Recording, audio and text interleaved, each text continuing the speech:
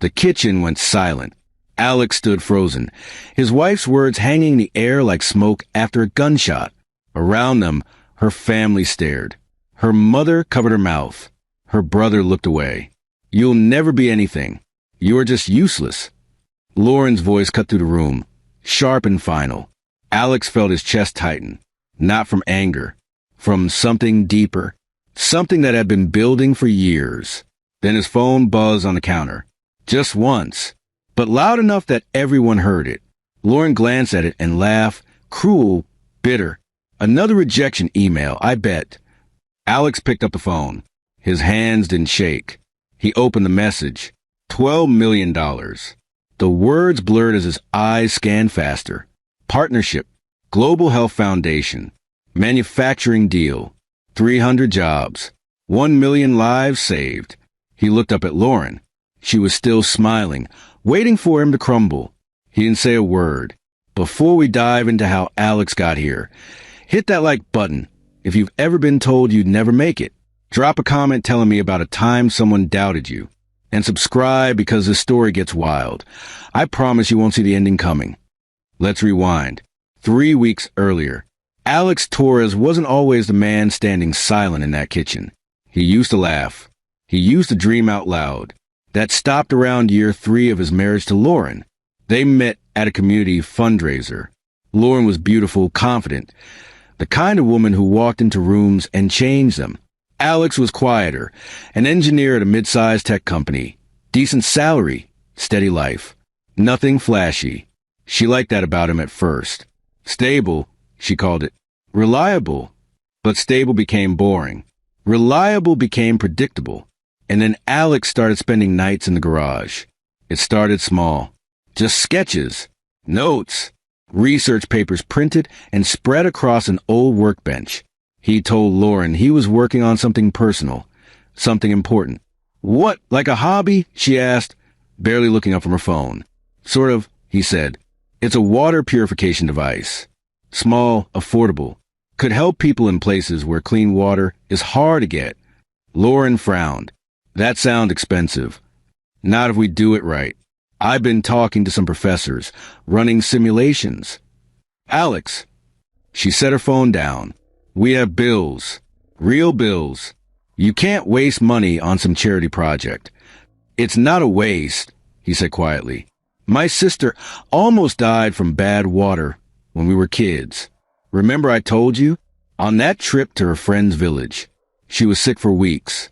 If something like this existed back then..." "That was 20 years ago," Lauren interrupted. "Let it go." But Alex couldn't, because he remembered sitting in that foreign hospital, watching his little sister, pale and shaking, while his parents cried in the hallway. He remembered feeling helpless, useless. He never wanted to feel that way again. So the nights in the garage continued. 1 year turned into 2. 2 turned into 5. The prototypes improved. The design became real. Alex poured savings into materials, into patents, into hope. Lauren's patience disappeared. Their fights became routine. "You're obsessed," she'd say. "Normal people come home and relax. You hide in the garage like some teenager." "I'm trying to build something that matters," Alex would reply, exhausted. "It doesn't matter if it never works.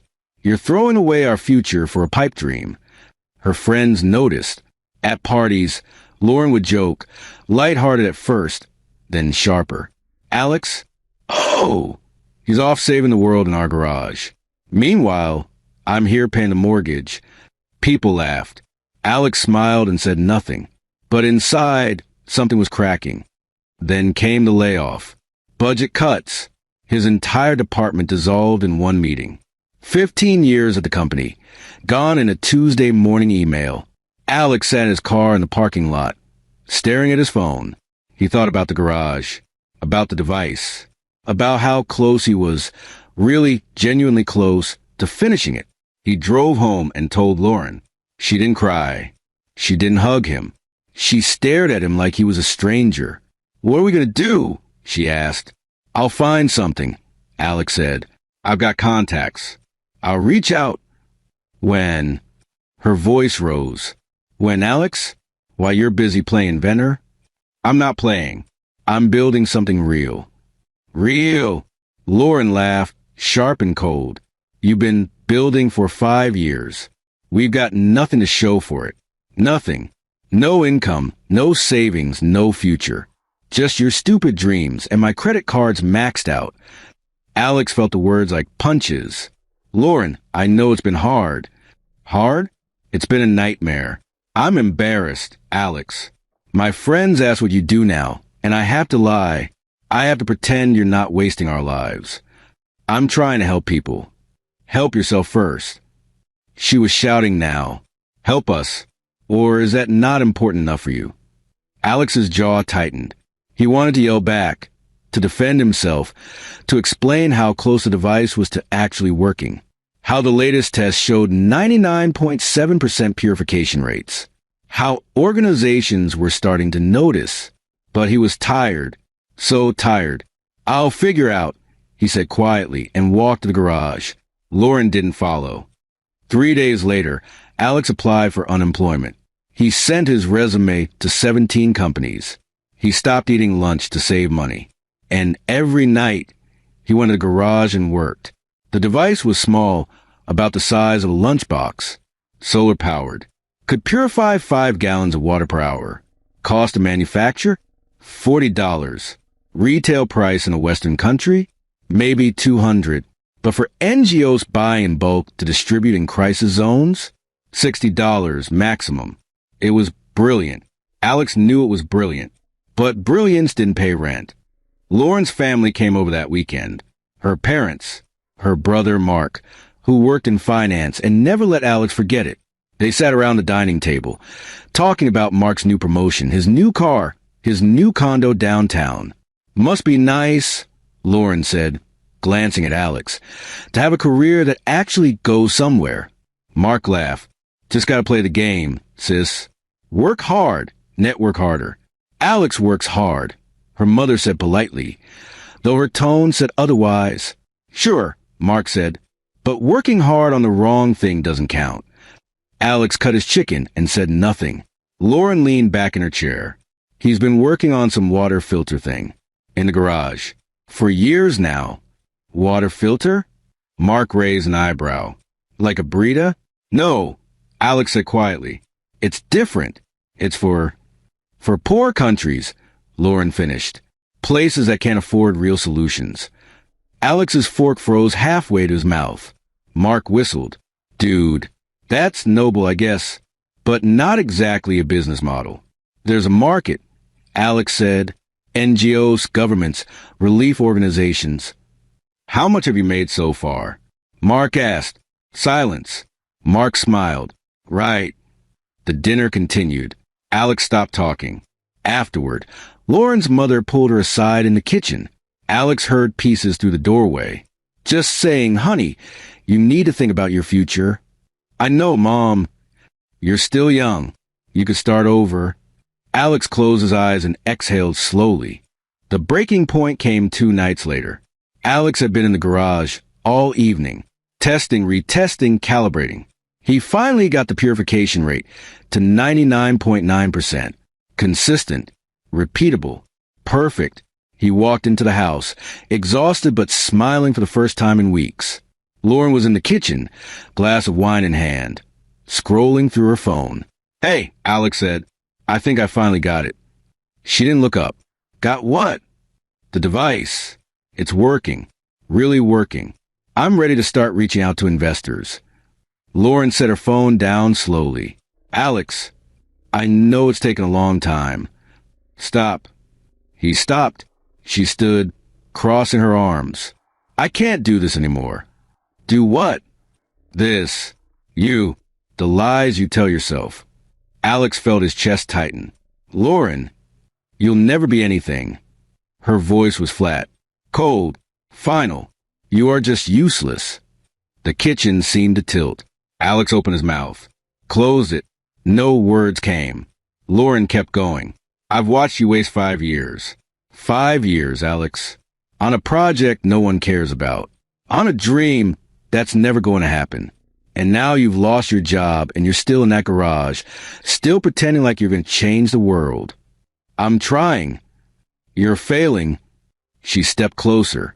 And I'm done failing with you. Alex felt something inside him go quiet. Not angry. Not sad. Just quiet. He turned to walk away. His phone buzzed on the counter. Lauren glanced at it and laughed. Another scam or rejection, I bet. Alex picked it up. The screen glowed. Subject: partnership proposal. Clean water initiative. His heart stopped. He opened the email. Dear Mr. Torres, after reviewing your patent application and prototype demonstrations, we are pleased to inform you that the Global Health Coalition and Impact Investment Fund have selected your device for full partnership and funding. Alex's hand started shaking. Initial investment, $12 million. Projected manufacturing partnership with U.S.-based facilities, 300 jobs. Estimated reach, 1,000,000 plus individuals in underserved regions within 3 years. He read it twice, 3 times. Lauren was watching him. What is it? Alex looked up. His face was blank. Nothing, he said softly. Just spam. He slipped the phone into his pocket and walked to the garage. Behind him, Lauren sighed and poured more wine. Alex sat in the garage, phone in hand, reading the email for the 10th time. $12 million. 300 jobs. 1 million lives. His life had just changed. Completely. Permanently. And the only person who should have celebrated with him had just called him useless. He set the phone down and stared at the device sitting on his workbench. Small. Simple. Revolutionary. His sister's face flashed through his mind. 8 years old. Lying in that hospital bed. Her lips cracked from dehydration. His mother crying. His father pacing. And Alex, 13, standing in the corner, wishing he could do something. Anything. Now he had. But the woman he'd been married to for 7 years didn't believe in him. Didn't even see him. Alex made a decision right there in the garage, surrounded by tools and failed prototypes, and finally, success. He would keep it secret. The next morning, Lauren found him making breakfast. You're up early, she said, surprised. Couldn't sleep, Alex replied, sliding scrambled eggs onto a plate. Made extra if you want some. She studied him carefully, like she was waiting for him to break, to yell, to fight back. He just handed her the plate and smiled softly. Thanks, she said, suspicious. Over the next few days, Alex became the perfect husband. He cleaned the house. He cooked dinner. He applied for jobs. Real ones, normal ones, the kind Lauren wanted him to have. He apologized for the late nights, for the money spent, for everything. And every night, while Lauren slept, he emailed with lawyers, with the foundation, with manufacturers. He signed contracts, formed an LLC, hired a small team, people who believed in the mission, who understood what clean water meant to communities that didn't have it. The money hit his new business account on a Tuesday morning. Alex stared at the number on his laptop screen. $12 million minus legal fees and initial costs. Still more money than he'd ever imagined having. He closed the laptop, went upstairs, and asked Lauren what she wanted for dinner. Whatever, she said, scrolling through Instagram. I'm meeting Sarah for drinks tonight anyway. Sounds good, Alex said. Have fun. She looked at him strangely. You're being weird. Just try and be better, he said. Lauren shook her head and went back to her phone. 2 weeks passed. Alex's company, Torres Water Solutions, finalized a manufacturing deal. A factory in Ohio. A town hit hard when the auto plants closed. 300 jobs, just like the foundation promised. Local news was already picking up the story, but Alex kept his name out of it, worked through his lawyers, stayed invisible. At home, he was a model of submission, quiet, helpful, agreeable. Lauren started to relax, started to believe she'd won. I'm glad you're finally seeing things clearly, she said one night over dinner. The garage thing, it was just a phase. Everyone has them. Alex nodded. You're right. And once you get a real job again, we can get back to normal. Maybe take a vacation. We haven't been anywhere in years. That sounds nice, Alex said. He meant it. It did sound nice. just not with her. The moment that almost changed everything came on a Thursday night. Lauren came home from work exhausted. Her boss had yelled at her in a meeting. Her car was making a weird noise. She looked defeated in a way Alex hadn't seen in a long time. She dropped her bag by the door and sighed. "Rough day?" Alex asked from the couch. "The worst." She sat down beside him, and for a second, she looked like the woman he'd married. Vulnerable. Human. They sat in silence for a moment. Then Lauren spoke, her voice softer than it had been in months. "I didn't mean what I said that night, about you being useless." Alex's heart stopped. "I was just scared," she continued, staring at her hands. "Scared of being broke. Scared of failing. I took it out on you, and that wasn't fair." Alex felt something twist in his chest. This was it. The moment he could tell her. Show her the contracts. Explain that everything she'd been afraid of was gone now. That they were safe. That he'd actually done it. He opened his mouth. The words were right there. But then he remembered. He remembered 5 years of mockery. Of her laughing with friends about his stupid project. Of her family looking at him like he was a child playing pretend. He remembered her voice in the kitchen. "You'll never be anything. Not, I'm worried. Not, I'm scared." Just cold, flat certainty that he would fail. This apology wasn't about believing in him. It was about easing her own guilt. Alex closed his mouth. "It's okay," he said quietly. "I know you were stressed." Lauren nodded, relieved. She patted his knee and stood up. "I'm going to take a bath. Order pizza or something for dinner." "Sure," Alex said. She walked upstairs. Alex sat alone in the living room, the weight of the secret pressing on his chest. He'd made his choice. He would see it through. The weeks rolled on. Torres Water Solutions shipped its first units to 3 crisis zones, Yemen, Honduras, and rural India. The reports came back fast. The devices worked. Clean water, no electricity needed, just sunlight and science. Families sent photos. Kids drinking clear water for the first time in their lives. Mothers crying with relief. Alex saved every picture, every email, every thank you. At home, Lauren planned a barbecue. "My parents are coming," she announced. "And Mark. And some friends from work. It'll be good for us to socialize. You've been so isolated." "Sounds great," Alex said. "And please," Lauren added, "don't mention the garage thing. I don't want people asking about it." "Of course not," Alex agreed. She smiled, satisfied. The barbecue was scheduled for Saturday afternoon. Lauren spent the morning decorating the backyard. String lights. A new tablecloth. She wanted everything perfect. Her parents arrived first. Then Mark, pulling up in his new BMW. Then Lauren's co-workers, Sarah, Jessica, and Tom, all dressed casual nice, carrying bottles of wine. Alex manned the grill, flipping burgers, smiling politely at small talk. "So, Alex," Mark said, beer in hand, "any luck on the job hunt?" "Few leads," Alex said. "Nothing solid yet." "Tough market," Mark said, not sounding sympathetic at all. "You gotta be strategic, man. Can't just apply randomly." "Good advice," Alex said, turning a burger. Lauren's mother approached, lowering her voice. "Lauren mentioned you've been much more focused lately. I'm glad. She needs stability." "I'm doing my best," Alex said. She patted his arm. "That's all anyone can ask." The afternoon drifted on. Food was served. People ate. Conversations bubbled. And then, around 4 o'clock, Lauren and her friends gathered in the kitchen, refilling drinks. Alex was outside, cleaning the grill, but the kitchen window was open. He heard Lauren's voice, loud and loose from 2 glasses of wine.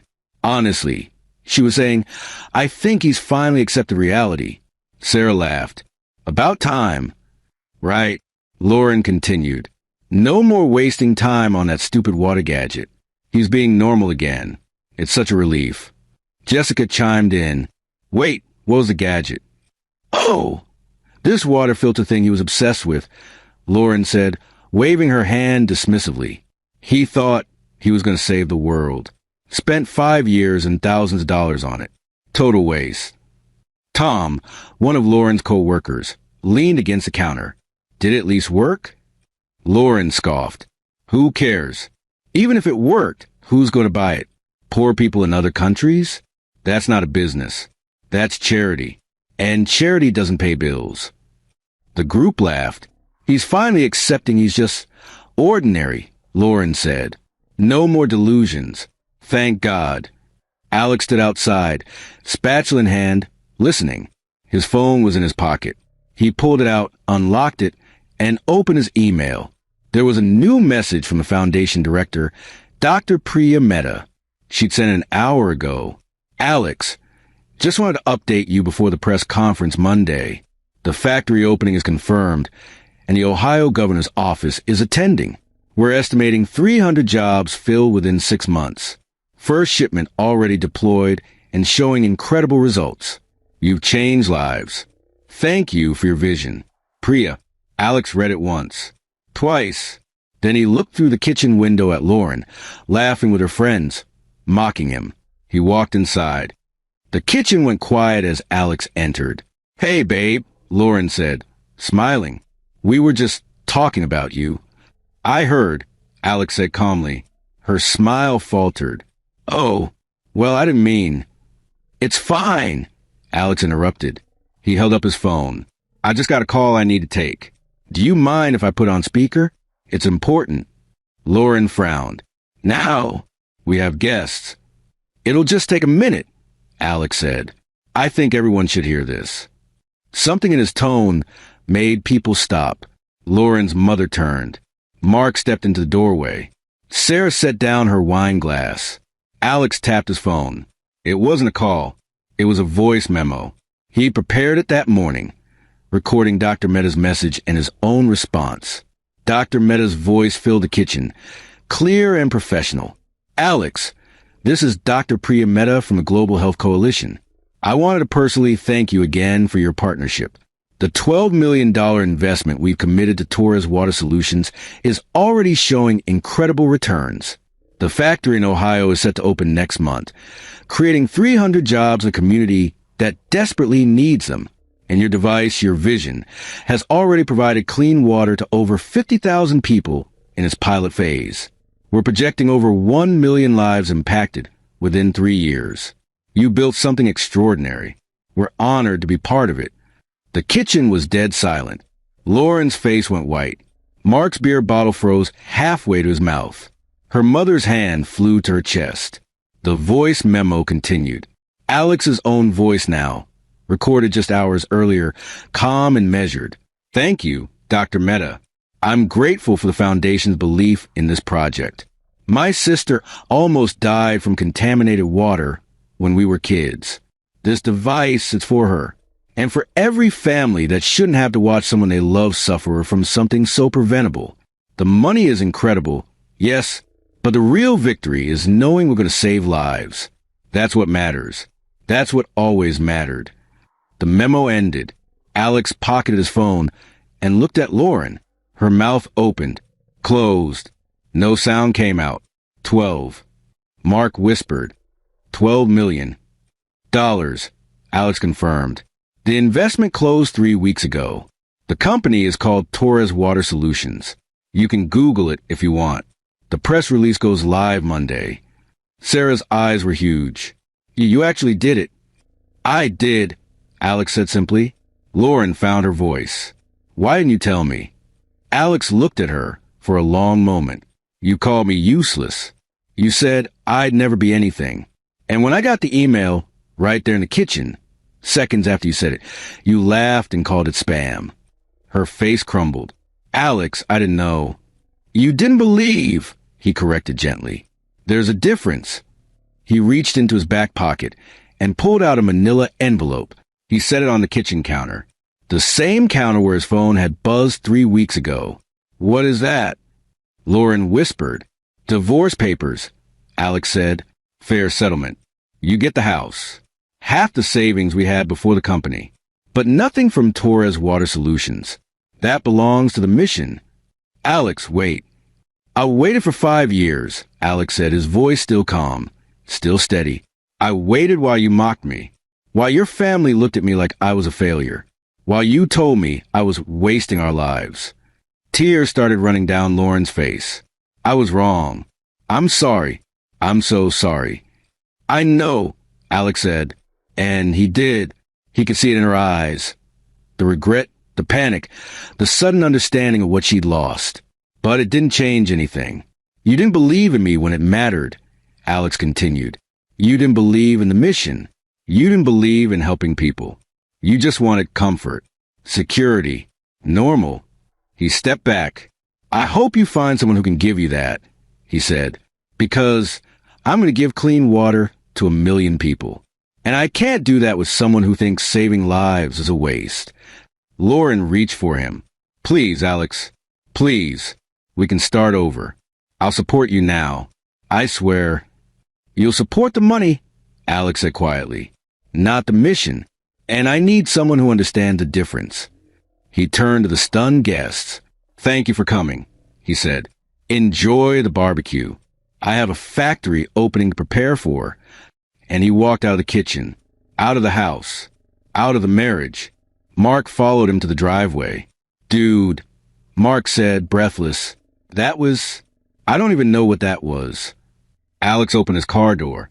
It was the truth, he said. Mark shook his head, something like respect in his eyes. For what it's worth, I was wrong about you. I know, Alex said. He didn't say it meanly, just factually. He got in the car. Mark knocked on the window. Alex rolled it down. The device, Mark said. Does it really work? Alex nodded. Yeah, it really works. Can I invest? Like personally? Alex almost laughed. You made fun of it 2 weeks ago. I was an idiot, Mark admitted. Alex considered for a moment. Send me an email. We're doing a second round of funding in 6 months. For expansion. If you're serious about the mission, not just a profit, we'll talk. Mark nodded eagerly. I will. I promise. Alex rolled up the window and drove away. In the rearview mirror, he saw Lauren standing in the doorway, her mother's arms around her, crying. He felt a small ache in his chest. Not regret, just sadness. For what could have been if she just believed. But the ache faded as he drove. By the time he reached the highway, he was thinking about the factory, about the jobs, about the families in Yemen who'd sent thank you videos, about his sister, who'd called him crying when he finally told her what he'd built. You did it, she whispered. You actually did it.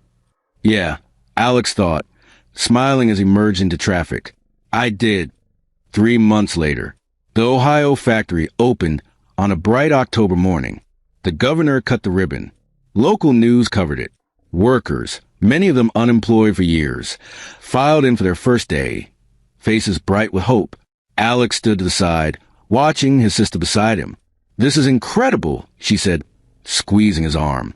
I can't believe you did this. We did this, Alex corrected. I was just the engineer. The families using the devices, they're the reason it matters. She smiled. Still humble, still honest, he replied. A reporter approached. Mr. Torres, can we get a quote for the evening news? Alex hesitated.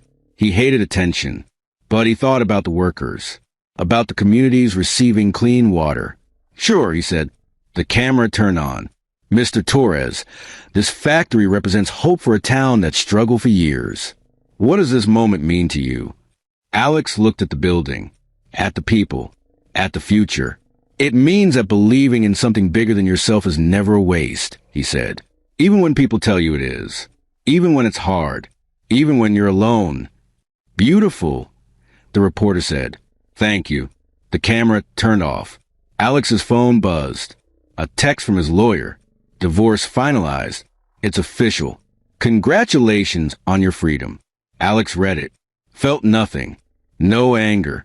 No sadness. Just peace. He texted back. Thank you. His sister nudged him. You okay? Yeah, he said. I really am. Across town, in the house that used to be theirs, Lauren sat alone at the kitchen table. The house was spotless. Quiet. Empty. She tried calling Alex 17 times in the past 3 months. He never answered, never responded to texts. His lawyer handled everything. She'd seen the news coverage, watched him on TV, humble and kind, talking about clean water and second chances and hope. She barely recognized him, not because he'd changed, but because she'd never really seen him before. On the kitchen counter, the same spot where his phone had buzzed that night, sat a newspaper. The headline read, "Local inventor's device saves thousands, creates jobs in struggling town." Below it, a photo of Alex at the factory opening, smiling, surrounded by grateful workers. Lauren picked up the paper, stared at his face. "I'm sorry," she whispered to the empty kitchen. But sorry couldn't change the past. And Alex was already building the future. 6 months later, Torres Water Solutions expanded into 4 more countries. The device became standard equipment for disaster relief organizations worldwide. The company hired 500 more people. Alex remarried a woman named Maya, an environmental scientist who'd reached out after reading about the device. She believed in the mission, worked beside him, understood what mattered. On their first anniversary, they visited a village in Honduras that had received the devices. Children ran up to Alex, laughing, offering him cups of clean water. They'd purified themselves. "Gracias," they said. "Gracias, gracias." Alex knelt down, accepting the cup, tears in his eyes. Maya took his hand.